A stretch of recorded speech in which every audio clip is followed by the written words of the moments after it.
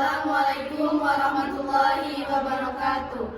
Perkenalkan, kami dari kelompok 2 akan mempresentasikan tugas kami untuk memenuhi mata kuliah yang berjudul Kimia Organik Farmasi.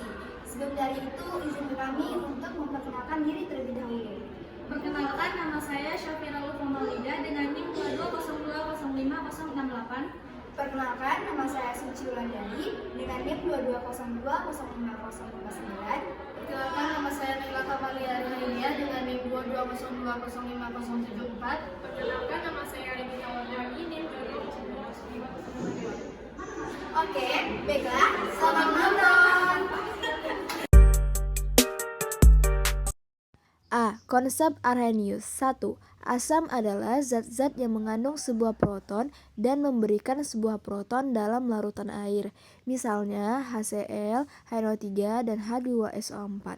2. Basa adalah zat-zat yang mengandung OH dan memberikan ion OH dalam larutan air. Misalnya NaOH, KOH, dan CaOH2. B. Konsep Brandstad-Lowry. 1.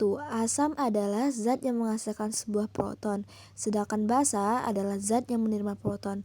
Misalnya, HCl ditambah H2O, ketika sudah diuraikan menjadi H3O tambah Cl. C. Konsep Lewis. 1.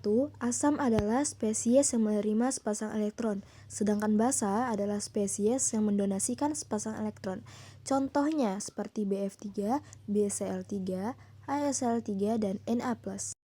Ada 3 faktor penting yang mempengaruhi keasaman. Yang pertama, elektronegativitas, ukuran, dan muatan. Yang A, apabila sebuah asam CH3COH akan melepaskan proton. Yang B, Ka disebut konstanta, ionisasi, konstanta, disolasi, atau kesamaan. Yang C, pKa dapat menjelaskan tentang kekuatan relatif asam dan basa. F. Kekuatan basa, Kb, dan pKb. Kekuatan Kb dinyatakan dengan konstanta disosiasinya di dalam air. Jadi jika sebuah basa dimasukkan ke dalam air akan terbentuk kesetimbangan sebagai berikut. B tambah Ha menjadi Hb tambah A. K sama dengan Hb kali A dibagi B kali Ha, atau Kb sama dengan Hb dikali A dibagi B. G. Ketidakseimbangan asam basa dalam darah manusia. Asidosis, alkalosis. Darah bersifat sedikit alkali. Rentang pH antaranya 7,35-7,45. Dapat pH darah kurang dari 7,35. Penurunan atau kenaikan pH disebabkan gangguan konsentrasi ion bikarbonat. HCO3 yang keadaan normal adalah 22-26 mg liter.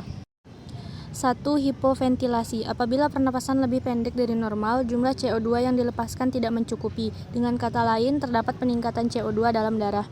2. Hiperventilasi. Jika terjadi pernafasan berlebihan, sejumlah CO2 dikeluarkan dari paru-paru dalam jumlah berlebihan agar CO2 tetap seimbang secara fisiologi. Ion HCO3 dan H akan bergabung membentuk H2CO3 yang akan terurai melepaskan CO2 dan air. CO2 ditambah H2O menjadi H2CO3 menjadi HCO3 tambah H. Alkalosis pernafasan terjadi karena penurunan konsentrasi. I. Pentingnya asam dan basa dalam berbagai aplikasi pada praktik kefarmasian. Beberapa aplikasi asam dan basa yang penting adalah sebagai berikut. 1. Titrasi asam basa sangat penting dalam sediaan farmasi. 2. Asam dan basa digunakan untuk mengontrol keasaman pH lambung. 3. Digunakan sebagai sistem dapur untuk mempertahankan pH. 4. Digunakan untuk membuat garam-garam yang sesuai. Baiklah, sekian dari kami. Semoga dari video tersebut apa yang kami jelaskan bisa bermanfaat. Wassalamualaikum warahmatullahi wabarakatuh.